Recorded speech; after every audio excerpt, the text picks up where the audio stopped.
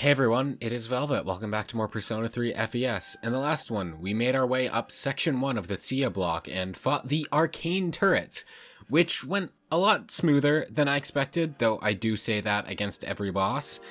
But I suspect the next boss upcoming will not be so smooth. I'm a bit afraid of this one. This one's kind of a difficult one that stomps a lot of players. I may have to grind and come back for this one. And if that happens, then that happens, oh well. But we shall see. Anyway, I've decided my party for this one will still have Junpei, but it won't have Akihiko. We'll take Ken because of his resistance to light.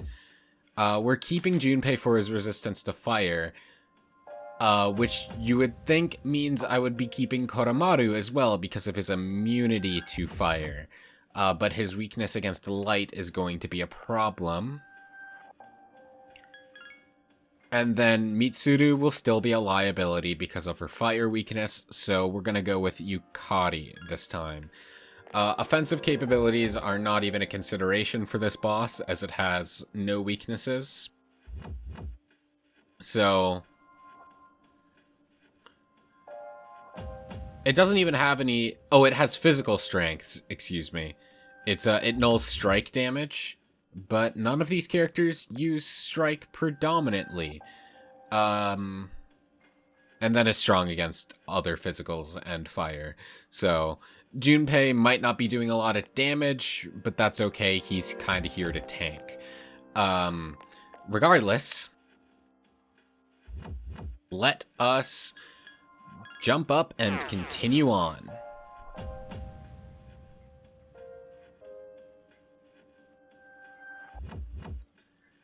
And I will definitely be trying to fuse more. Well, let's see what we have in our deck. Do we have anything that is appropriate for what we have? Absolutely not Loa. Saki Mitama's fire resistance will come in handy. The null light will come in handy here, though it'd be helpful at all if it also... Oh, this has no offensive capabilities, though. Rebellion will be useful. Right now, Voski is our most useful persona for this, so we'll hang on to that until we get something better. But hopefully we can get a persona that is strong against fire and light. Both. Though light is the priority because light is instant kill moves, you know. Either way, I figure if I didn't talk about personas last time, I figure now's a good time to talk about personas, but we shall see. It depends what me in the future decides. Either way, I'm talking about something. Something's different about the enemies in this area. Please be careful. See you when we get to the boss that's inevitably probably going to kill me. So, as I talked about Persona Trinity Soul last time, as promised, we're going to be back into just talking about personas. So, you know the drill. Let's stop wasting time and get right into it. To start off, I'm going to talk about Sati, who is a deity from Hindu belief, who is a goddess of long-lasting and happy marriages, essentially. And she is believed to be an aspect of the mother goddess, Shakti. She is the first wife of the major god Shiva, and also the youngest daughter of Daksha, who himself is the son of the creator god Brahma. Very, very powerful family tree we got here. But, so her story goes as such. Throughout her entire life, she idolized Shiva and decided very early on that she could not imagine marrying anyone else, even though her own father had his own plans on that and did not think favorably of Shiva. He wanted her to marry elsewhere, but she was set. So, after she reaches adulthood, Shiva does come to return her feelings, and they do plan to wed. However, her father organized a type of ceremony called a Swayamvar, in which a bunch of men are invited, and the woman gifts one of those men from the group a garland, and whoever receives the garland is the one who is chosen as her husband. However, her father explicitly does not involve Shiva for this. And so, as she no longer has any investment in this, she doesn't care about any of the men there, she simply throws the garland into the air, and just whoever gets it, gets it. And then Shiva himself does appear, he manifests there, and the garland lands directly on him. Thus they wed, much to the anger of her father, Daksha.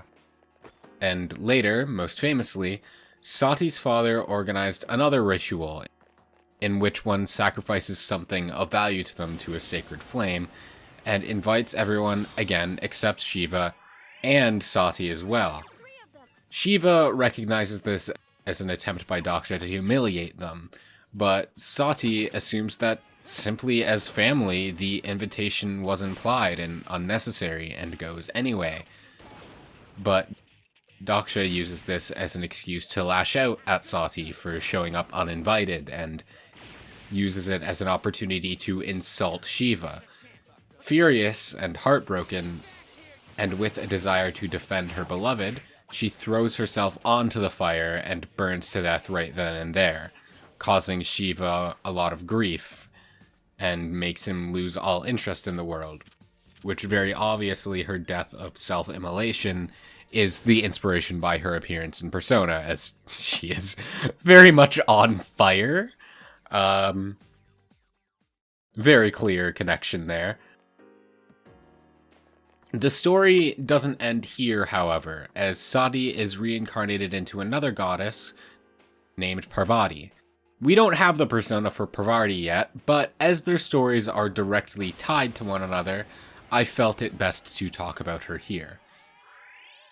So Parvati is, of course, another aspect of Shakti, and in this form is known as a goddess of energy, love, motherhood.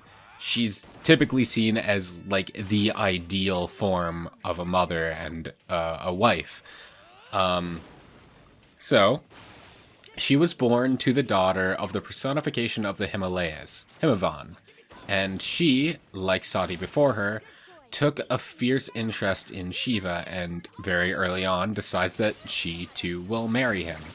And she enlists the help of Kama, a sort of Cupid-like deity, to awaken Shiva and inspire feelings of attraction and desire in him. But Shiva resists and incinerates Kama on the spot for it, or at least from what I've read. But this does not dissuade Parvati, and she continues trying, and she decides that her next course of action would be to simply live like Shiva does.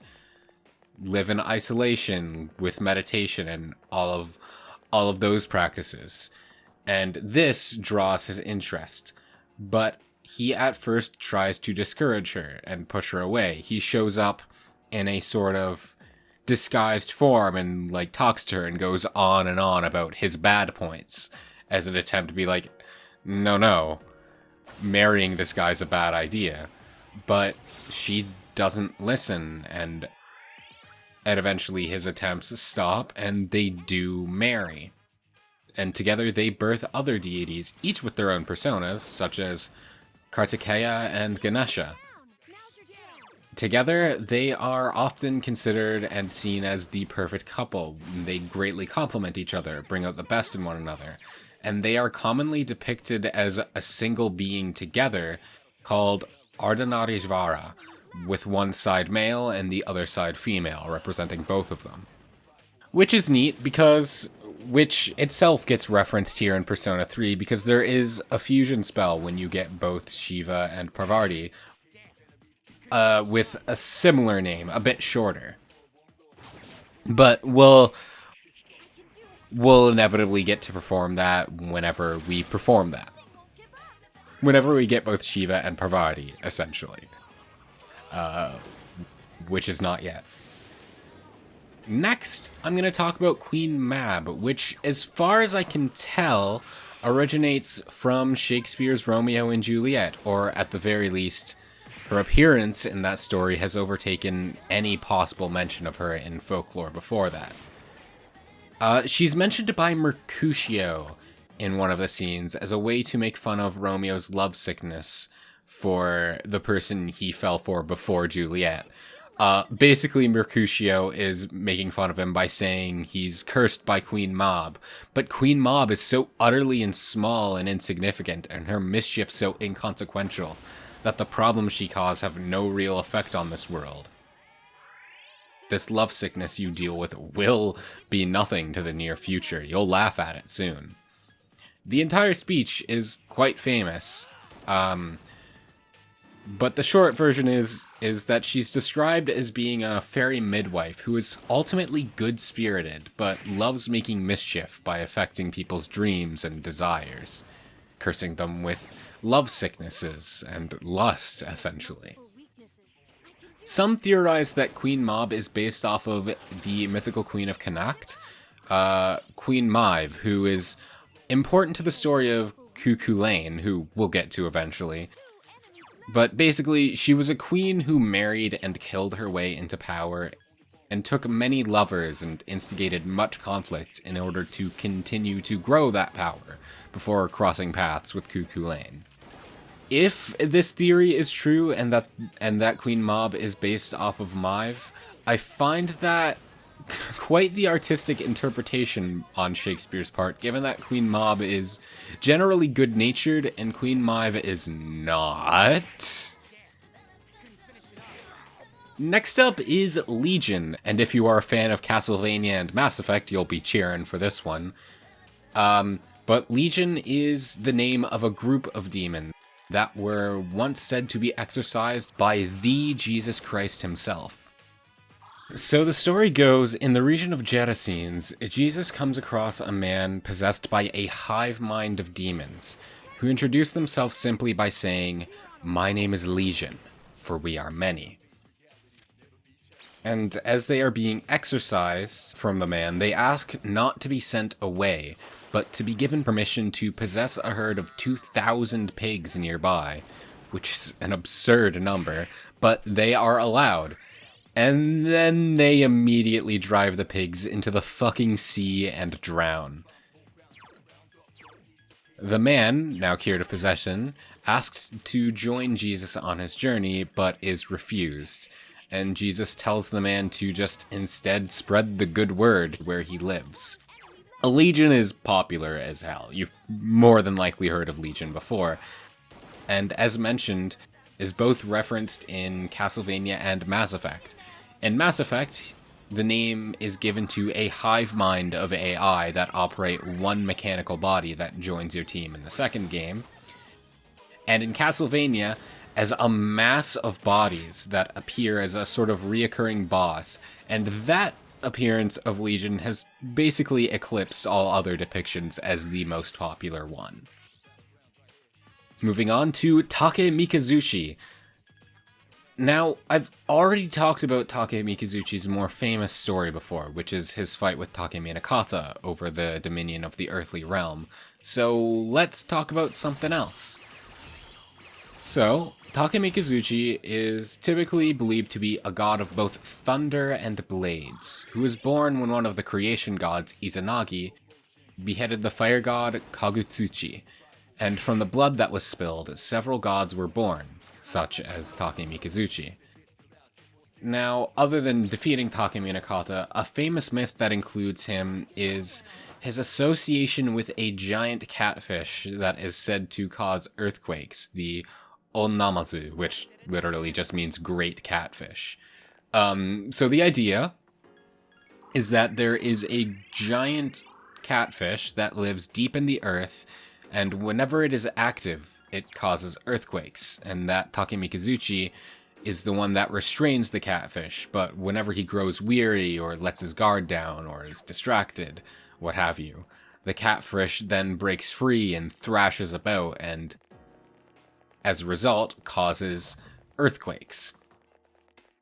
What I found most interesting about this myth is that there's a pretty convincing theory as to why it exists that I found.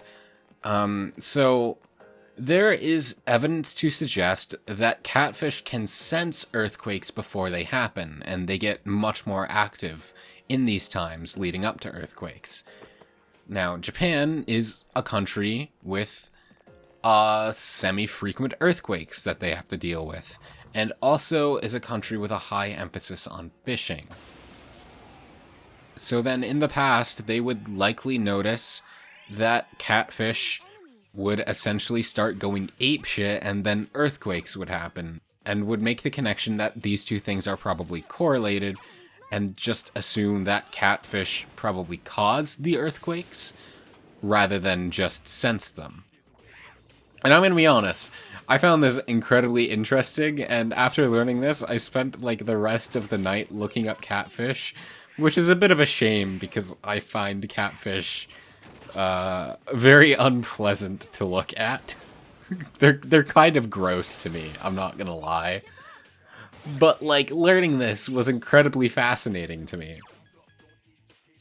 Next, I'm gonna jump back into Hindu mythology for a minute and talk about Sarasvati, who is a goddess of knowledge, music, the arts, and is also a personification of a river by the same name, which is a sacred river that's thought to be a source of good fortune and good health.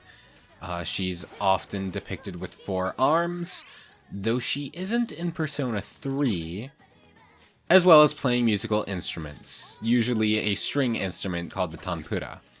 And she's perhaps most famously known as being the wife to the creation god Brahma. She's said to have been born from him, and then in turn Brahma fell in love with her and they wed, their union giving birth to Manu, a deity responsible for the creation of humanity. So here's a fun one. Next up is a Mothman, my boy. Mothman is a relatively recent cryptid from West Virginia that's sort of thought to be an omen of disaster. See, back in 1966, in November, 2 couples in Point Pleasant in West Virginia allegedly saw a flying humanoid creature that they described as having 7 to 10 foot long wings, as well as red glowing eyes that sort of beamed like bike reflectors, was the description given.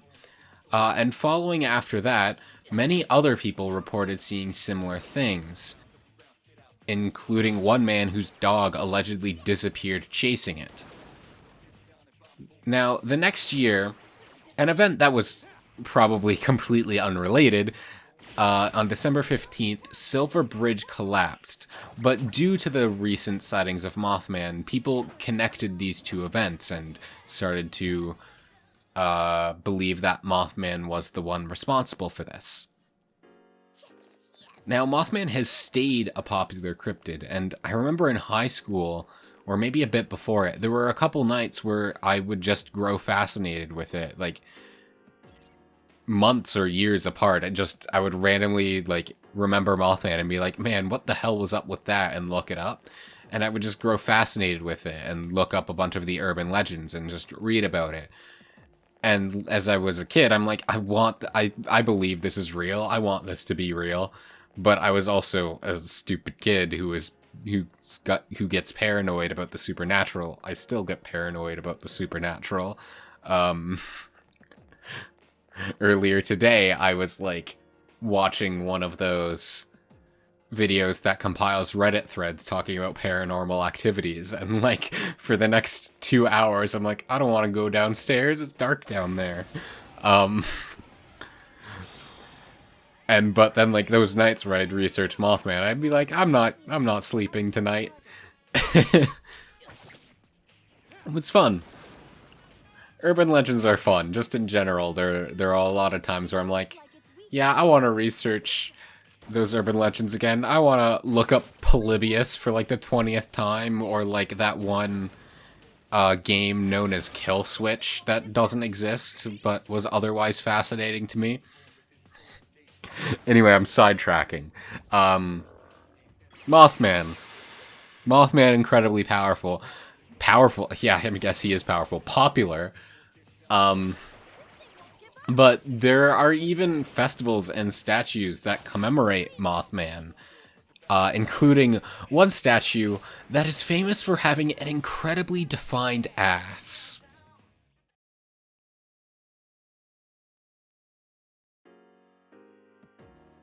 So, the next few deities were a bit hard for me to find concrete information of, so I'm just gonna run through them real quick. So, next is Omitsunu, who barely has anything documented about him at all on the English web, other than a few out-of-the-way websites I found. But the story I found is pretty small. He is a giant that resides in the region of Izumo, who lamented how small and cramped the land was and decided to one day make it larger. So, he looked over to the sea to Shiragi, decided they had land to spare, so he dug up the land and pulled it with a rope over to Izumo.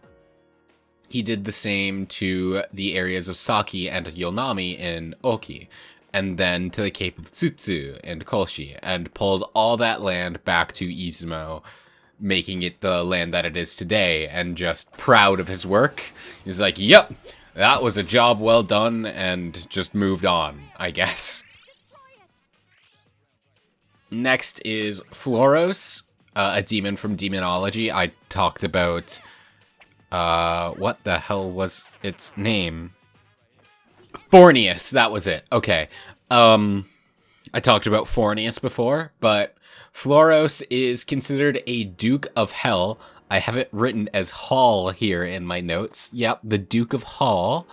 And he commands 36 legions of demons. Lowercase l, not capital. Not the same as the legion we talked about earlier. And he has the ability to divine past, present, and future. But if summoned and asked about it, he has to be standing within a magic triangle in order to answer truthfully. If he is not, he will lie to you. But if so, he will freely and openly speak about all things. It's also possible to summon him to ask him to bring harm to others or simply to protect yourself. And just like in Persona, he's often depicted as a leopard-like being, but can appear human as well. Next is the second heavenly king we've talked about, Jikokuten, or with his original Sanskrit name, Dhritarashtra. As said, he's one of the 4 heavenly kings in Buddhism, and so, while Zochoten, who we've talked about before, presides over the south, Jikokuten presides over the east. And in many East Asian regions, notably China, he's believed to be sort of a god of music, and is often depicted with musical instruments. Though in Japan, he takes on a more warlike persona, and is often depicted similar to his Persona appearance, wearing armor and wielding a weapon. He also leads the celestial beings known as the Gandharva, who are often believed to be singers and dancers, just performers in the realm of the gods. So, now time for the next angel up the hierarchy, which are virtues. Right in the middle of the second sphere, above powers, which we've talked about, but below dominion. They are thought to be sort of responsible for the distribution of miracles. Not creation, but like higher up angels will create the miracles and then give it to virtues to like deal out to people, essentially, is my understanding. They're in tune with nature and are tasked with protecting it, and they have control over the seasons and the classical elements. Their general role on Earth is to encourage humanity and strengthen humanity's faith in God. Then we have Genbu, which is the Japanese name for Xuanwu, or the Black Tortoise of the North. Like in Persona, it's generally depicted as sort of a tortoise with half of its body or its tail as a snake, or simply with the snake coiling around the tortoise. In Japan, it's one of the 4 guardian spirits of Kyoto, but in China, it symbolizes longevity. Now, I couldn't find any specific stories about Genbu in particular, but there is a story about another god who shares its Chinese name, Shanwu, and this god shares some similarities with it, namely the snake and the tortoise bit. Whether this makes them different interpretations of the same deity or just two related ones, I don't know. But in the famous novel Journey to the West, the one Sun Wukong is famous from, if you know who that is, Shan Wu is a king with a tortoise and serpent general under his command. The two generals were originally born from his human stomach and intestines when he attained godhood. And then when they were born, they initially transformed into demons and started to terrorize people. As Shanwu caught wind of this, he went to subdue them both. And instead of killing them, he had them redeem themselves by serving him. My personal interpretation of the relation between Genbu and Shanwu is that I think they were probably originally referred to the same being, but they probably split apart and separated throughout retellings of the stories, but that's simply speculation on my part. I don't know if that is true.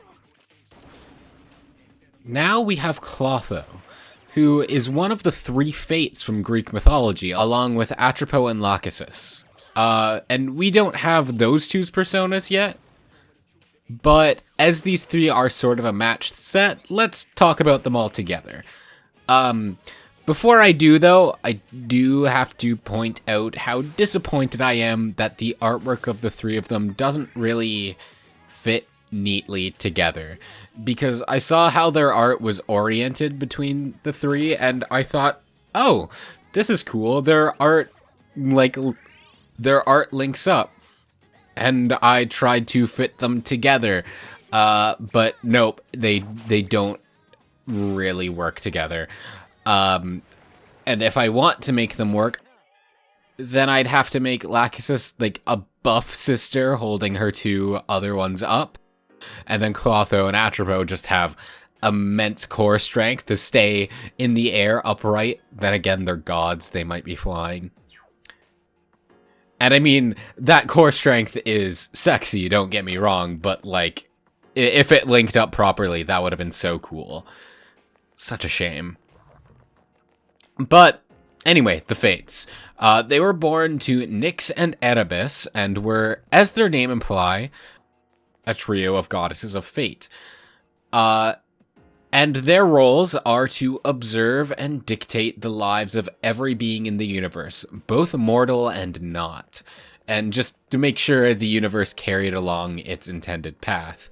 And traditionally no one, except sometimes, but not always Zeus, has more authority than them. They are at, the top. Usually, they are represented as three sisters spinning symbolic threads, each thread representing a life. Clotho, the youngest, is responsible for when lives are born, and is typically depicted with a spindle. Lachesis is responsible for just basically people while they are alive. She dictates the actions and events that happen to one person as they go through life. And Atropos is responsible for the end of the life, and is typically depicted with scissors, cutting the thread when one dies. You very much probably remember them from Disney's Hercules, where they are largely responsible for whether Hercules dies or not, and then when he achieves godhood, they're like, nope, we can't cut this thread anymore, our scissors are breaking, sorry. And they, split an eye between each other. I don't know where the inspiration for that eye bit came from, but, it's a cool idea. So I'm going to jump ahead in order a little bit, simply because of time constraints. I only have about a minute and a half left here. But next in turn order would have been Orabas, but I'm jumping one ahead to the Nagaraja, because this is something that I should have just talked about when I was talking about Nagas, because all Nagaraja is It's really just a title to refer to specific Naga that are considered kings. In Hinduism, this is Shesa Vaski, who is its own persona, so we'll talk about his story eventually. If there's a lot of a story to tell, anyhow. I haven't actually done much research into Vaski. Probably should. Might take a bit to track down, but probably should. Anyway, and also Takshaka. And then in Buddhism, there are different ones, such as Virupaksa, Mukalinda, one with the same Sanskrit name as Jikokuten earlier, Dhritarashtra, etc. Each of them do seem to have their own separate stories, but I won't be getting into that, just that a lot of Nagaraja do exist, and they are just Naga kings.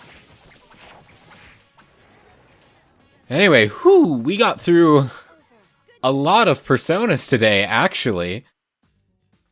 Got through, like, 15 of them or something stupid, which is hilarious considering how I was, like, kind of freaking out in the last video about, like, wow, we have so many left still to get through. We knocked a significant portion out. Look at that.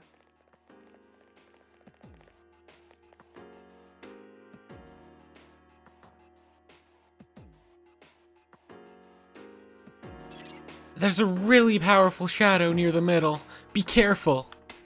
I will, Fuka. Don't worry. I may die, but I'll be careful about it. That was a rather harrowing experience getting up here, which does not bode the best for the boss fight, but whatever happens, happens. I will do my best. But before we do our best, we completed one of the requests that we accepted. So let's go and turn that in. We got the enough gold handguards. I see you brought 3 gold handguards as I requested. Thank you. They're perfect for use with a katana. Not many things are both beautiful and functional as these are. Please accept your reward of 200,000 yen. I'm almost at 1,000,000 yen. Ooh. Now that that's out of the way, that means we can accept this request and get 2 Cup of Kings. Is there anything else?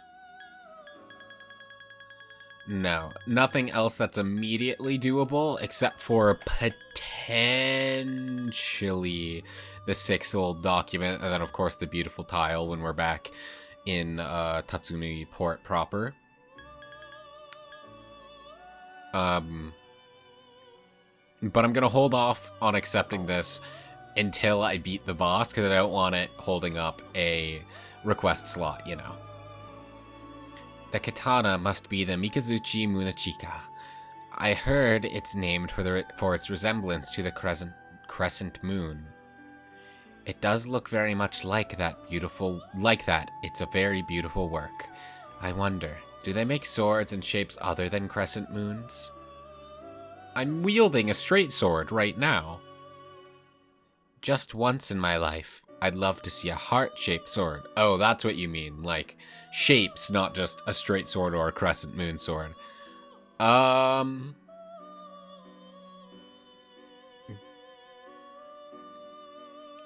can't think of any offhand. There's, like, a Kolpash, I think, which is more hook-shaped. I hope I'm not mixing up that name. I gotta check now.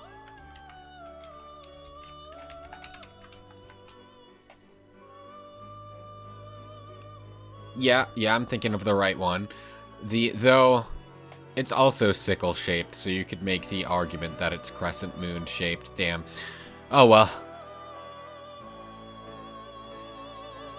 Either way, we're getting our Cup of Kings. And then those are the requests we are doing for now. So let's check if we can fuse any helpful personas. None out of these. Rangda. The fire strength would be helpful, but I... No, actually, Rangda could be helpful here. What am I fusing it from? Sakimitama and Kusumitama, so what do I... Yeah, Rebellion is fine. Rebellion and Tadakaja is fine. Rebellion's actually useful. So yeah, we can do that. I just have to be wary of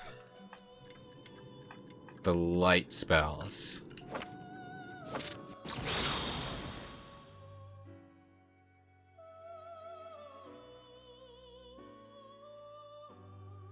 I'm Rangda. I guess I have no choice but to protect you. Why are you moving at like 3 frames per second? Interesting. Something's about to happen to Tarukaja. Sure. Evil touch. I don't think that was terribly worth it, but fun to experiment, right?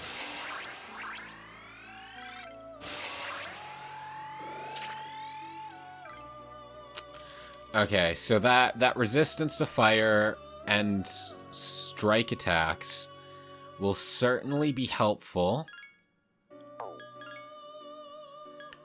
I'm not fusing away Voski unless what I can fuse it away to is vastly superior. Nope. And then Taraka is not useful. Let's see what I can get from Trio Fusion. Usually nothing, because the fusion tends to get more powerful when you're fusing things of different arcanas together.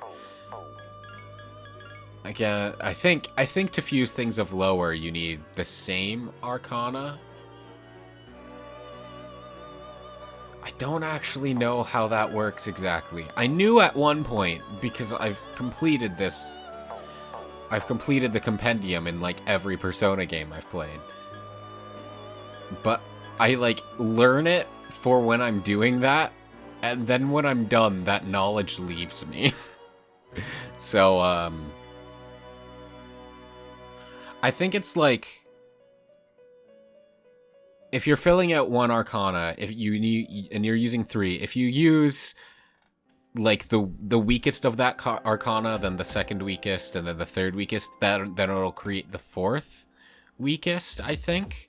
But then if you're using like the first weakest and then the 3rd and 4th, it'll create the 2nd, I think. I think it's something stupid like that, where you can, depending on which personas in the arcana you're using, you can fuse up or down that persona. Either way, let's save. I say either way a lot, I've noticed. I'll have to get better at that, maybe. But, let's go and try our luck against this shadow. I'm a bit scared, I'm gonna be real. I think we're, like, way under-leveled for it. And this one's just hard in general. As I mentioned before, it's one that a lot of people get stuck on. So, this is... I'll let Fuka talk first. It seems like it's exceptionally strong. Its arcana is the magician. That it is. Okay, so this is the sleeping table. So, Give me a sec. I'll scan it the total. nulls strike attacks, but is simply strong against the other 2 physicals. And then it's strong against fire, but has standard resistance to everything else.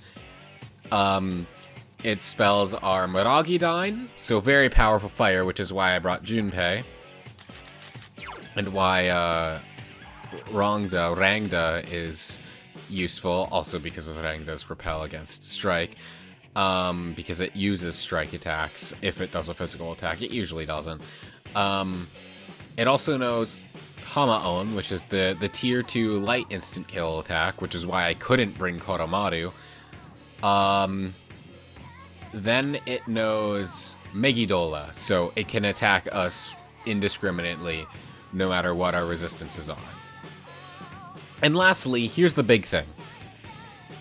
It knows it can inflict you with fear, and because it has fear boost, it's more adept at doing that. So if it tries to inflict you with fear, it'll probably inflict you with fear. And then lastly, here's the kicker. It knows a move called Ghastly Wail, which instant kills anyone who is fearful. No ifs, ands, or buts, you are dead. So, ooh, do I have Patra gems? Okay, I have Patra gems, and that dispels fear. And then I have 1 Amrita water. Okay.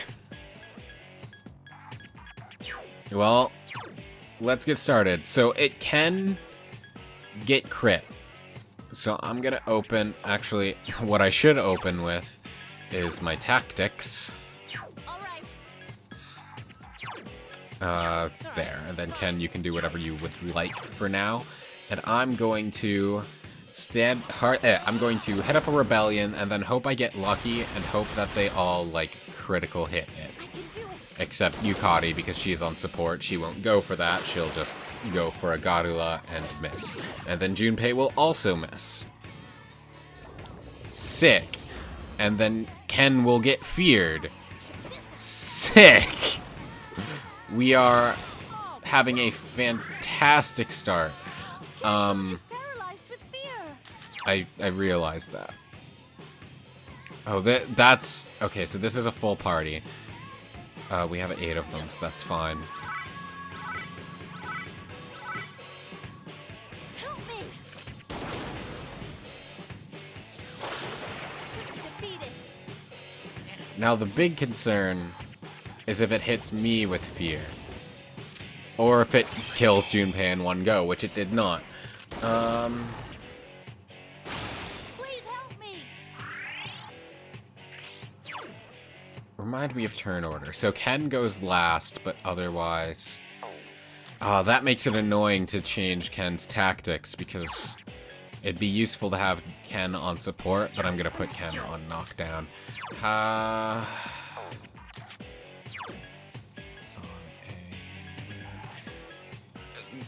I almost don't want to use health, because I don't want to risk getting Agidine. Oh, I have Rhonda equipped, that should be fine, but Megidola is the other concern. I can do this.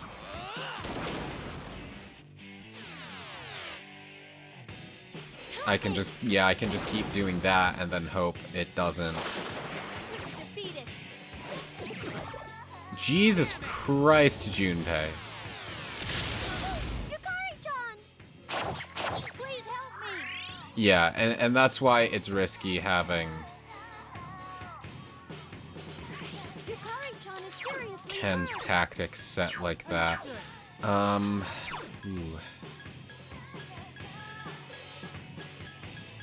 It might be worth using a bead chain at this point. Just because of how much damage that did, and because Ken wasn't exactly on standby for healing. We're using up a lot of resources, but we haven't done much damage yet, which is concerning. We've done like a 6th, which isn't... Like, it's still damage. But then there's... Okay, so I'm safe against Maragidine, and so is Junpei. Which means that it going for Maragidine is actually pretty okay, because Yukari will be able to heal herself up. It should be fine. I'm just gonna have to keep on top of Matarunda.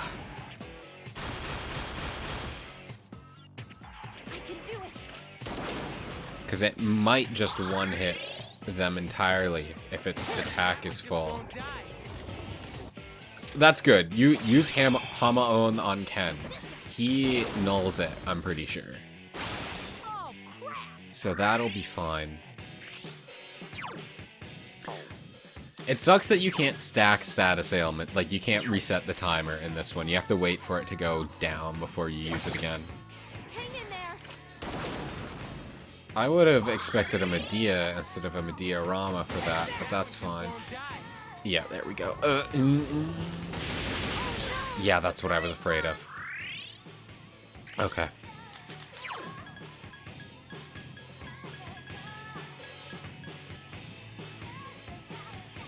Yeah, we'll revive Yukari. And then just hope it doesn't... Is Megiddo fine? No, Yukari-chan. No, I think this is a wash. So I'm just gonna Look, everyone. do that. Let me check my item... Yeah, there we go. Let me check my armor inventory and see if there's anything I can do for Yukari and Ken to bring up their defenses. And if not, I don't think this is possible at the moment. I think I need to level them up or simply bite the bullet and buy them better equipment. That might be just what I gotta do. It's just hard to keep track of equipment in Persona 3 because of how it operates, you know? Since, like, everyone has their own set of equipment. It's very much easier streamlined in 4 and 5, for sure. Okay, Ken. Check status. Oh, I can definitely increase his defense. Let's see what I got here. Yeah, let's go all the way to the top to Robe of Salvation.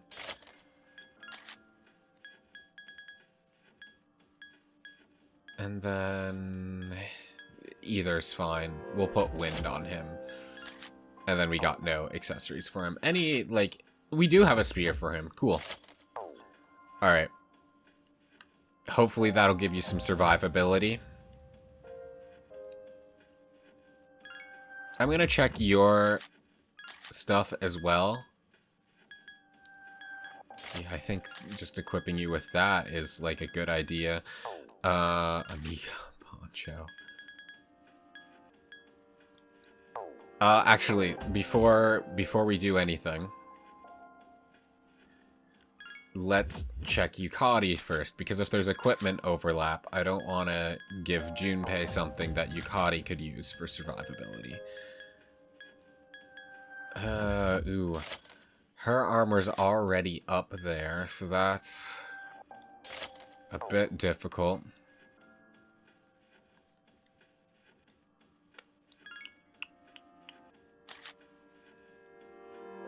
And then now we'll check your armor and shoes.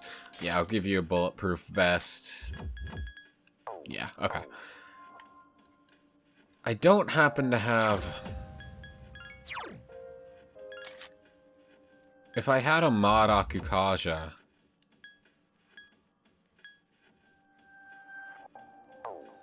that could also be helpful. Let me check my Persona Compendium and see if there's any mod Akukaja in there, because that would also be helpful, because then I could, like, alternate the two, you know? No, there's nothing within a reasonable level range with mod Akukaja, damn. I guess I just gotta get luckier. If I'm going to beat this now, it's going to come down to getting luckier. I'm going to need critical hits to land, and I'm going to need it to not spam moves that will kill my party members. You know? It might be worth replacing Ken with Kodomaru and then just hoping that we don't get... that Kodomaru doesn't get targeted with Hamaon, but I don't trust my luck for that one. So, let's just... I should have saved. That's fine.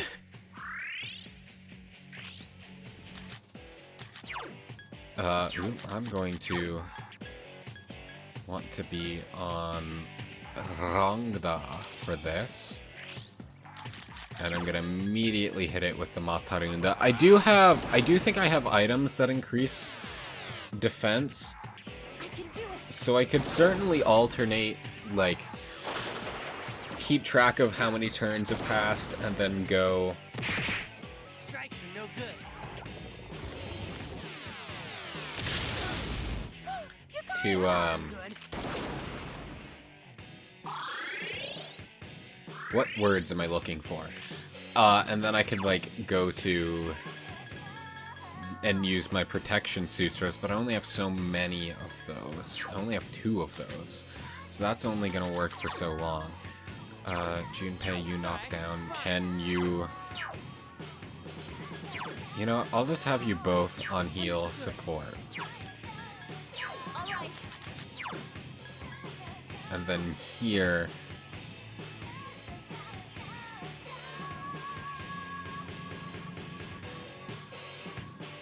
What is Yukari going... I'll do it anyway, but what is Yukari going to use? Is she going to use Medea, or is she going to heal Ken? Hang in there. That's what I thought. Wish she had Medea Rama at this point. That one just won't die. Wish she had Medea Rama at this point. Be careful. Junpei-kun is badly hurt. Of course Junpei-kun is badly hurt. It just used Megidola on us twice. Hang in there. Medea is not exactly the play here, Yukari, but I appreciate the effort. That one just won't die. That's fine. That's fine. Okay, that gives us a chance to recover from whatever the hell that harrowing experience was. Okay, its attack is probably going to revert next turn. I can only rely on this twice, though.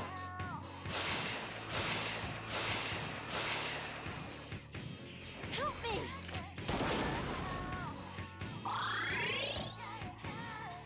Take that! Yukari-chan. That wasn't good. Yeah. Yeah, I'm looking at this, and I don't think winning at this point in time is entirely feasible. Which is a bit of a shame. Hang in there. But it happens, and it's... As far as, like... Yeah, this is basically a wash. As far as the Persona schedule is concerned, it's not a problem, because I have no more strong use for my night slots anyway, so I can come back at any time and just grind or do this, and it'll be fine.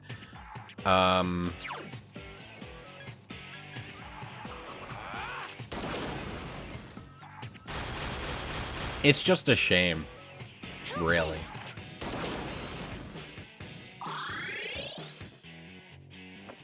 That one just won't die. Here's the thing, I don't think it's inherently impossible as I am now. I just don't think I have the fortune for it. Does that make sense? It would require an extremely lucky pattern, and I don't think I'm ever gonna get that pattern. So yeah, I'm gonna wash this here, and then I'm gonna go and do the requests that I can do. I'm gonna go hunt down the Golden Shadow. I'm gonna hunt down the Shadow for the regular Shadow request, and then I'm just gonna grind. I'm gonna do that, and then we'll come back to this later.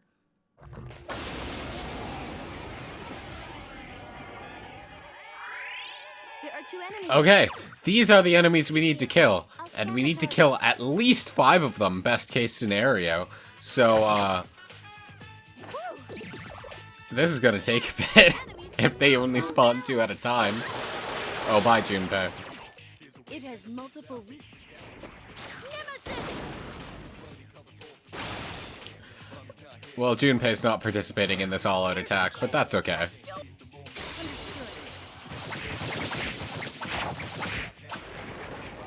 Last one!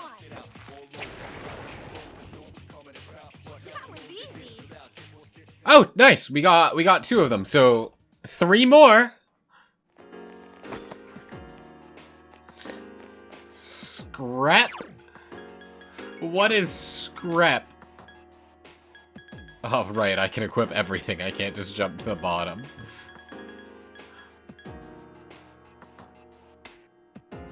Yeah, sure, I'll equip the scrap.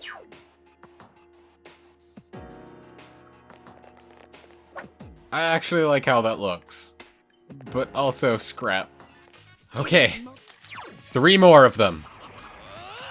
You all better drop me this drop. It took me forever to find you guys. You have no idea. I've been here like an extra hour. I think I'm exaggerating, but it's been a little bit. I think it's been like a half an hour. I don't know. I've lost track of time. I'm not paying attention. Truth be told, it is 6:30 in the morning. I have work in 12 hours. I'm losing my goddamn mind.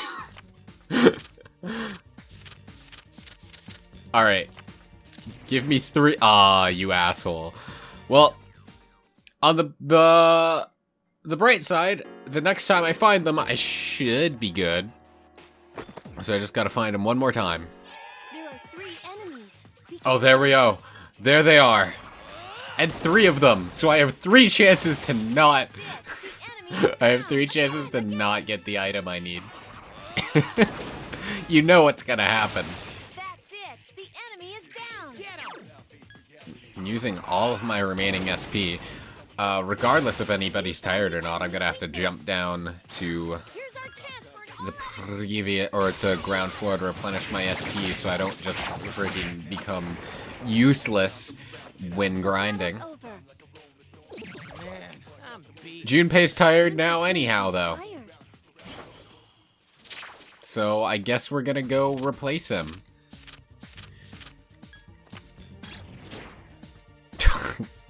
1. I get just enough, of course.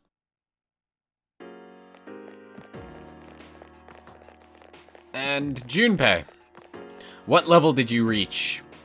I understand that you're tired. I'm sending you home soon. Reach level 39. You could be doing a little bit better, but you are not the concern during the boss fight. It's Ken and Yukari that need to get a little bit more durability. So you not leveling up that much is okay.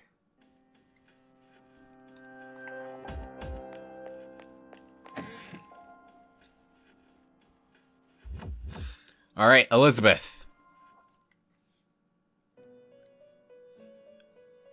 I have a request to turn in for you. The Empress's mirrors is an interesting item. I see that you brought 5 of them with you, just as I requested, but I'm surprised that shadows would be so vain. Why would they not be? They're based off of the human unconscious, are they not? As long as there are vain people, there will be vain shadows. And now I think I'm gonna accept this request for the beautiful tile. So I can get that when I go back into the real world, and then I'll accept the fruit knife so I don't miss it in a week.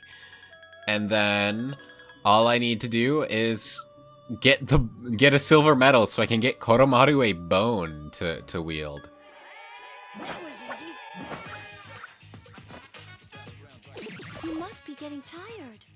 Oh, I'm tired now. That's me being the second one tired's a bit of a concern, because that puts me at risk while training everybody else. You would think I'd last a lot longer, considering I'm like 10 levels higher than everyone else. But I guess you'd be wrong. That was easy. I'm getting kind tired. Oh. Yukari is down for the count, huh? I'm sure Ken will probably fall over soon, but I'm not going to wait. Because there's a restore point, or an access point. Oh god, there's a shadow there. Well, let's take care of this guy, and then we'll send Yukari home. Yep, feel free to head back, Yukari, that's fine.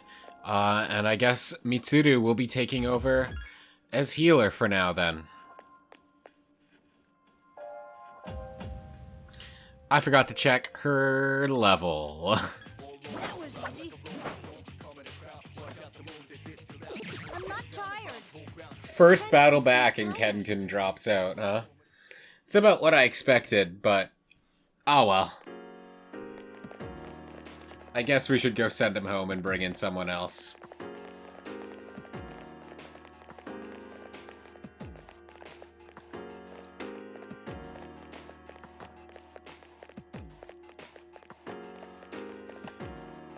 And Ken reached level 41. Okay. That's pretty alright. That might get him in a good enough spot to be able to take care of that boss next time. Hopefully Yukari's in a similar range as him.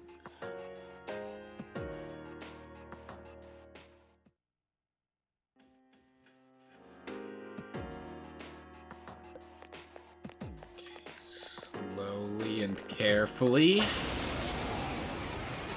And even with that, it still might... A rare form. Destroy it. A rare Sucks that I'm don't tired let it while go. doing this, but... oh well. We just gotta hope.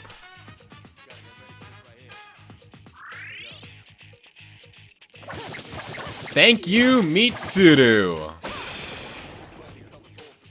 This appears to be just the beginning. Alright, we got our silver medal, we're good to go. Now it's just pretty much grinding left. I found a shadow. I'm entering into battle. What if I just did this for a while? Just sat here at the stairs while the rest of them fought, and just see how far they get. Because I do think they'll get a little bit more experience this way. Alright, Elizabeth. Got a request to turn in. I see you brought one silver medal as I requested. Thank you. I'm surprised you were able to obtain it from the opulent hand. The reward I've selected for you is rather unique. It's too small for a human to use, but it's just right for man's best friend. I'm sure your canine companion will find it both mouth-watering and effective.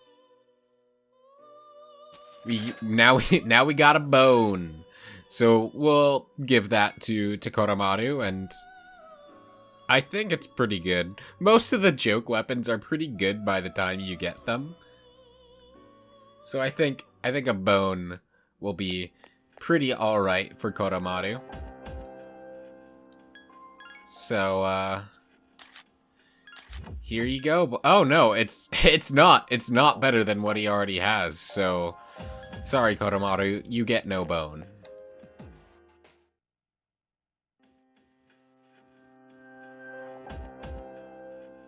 Well, Mitsuru's going back, and I didn't check her level because, once again, I forgot. Whoops. But also, despite us still having a team to go, I think I'm going to stop here for now for two reasons. One, we have plenty of time to prepare for this, and more importantly, I'm bored. I've been grinding for a while. Once you start to reach higher levels, you get tired a lot less quickly, and the sleeping table's like a wall, kind of, but like you don't, on normal mode at least, you don't really need to grind super much, so I think we'll be fine. I think all I really need to do at this point is just make sure Ken and Yukari are equipped properly, so I'll actually go and get them some armor next time I play, and then we'll come back at some point and try again. But for now, I think we'll end things off here. So, thank you so very much for watching. I do hope you enjoyed, and if you did, please consider subscribing and leaving a like. And until next time, please have a fantastic day, alright?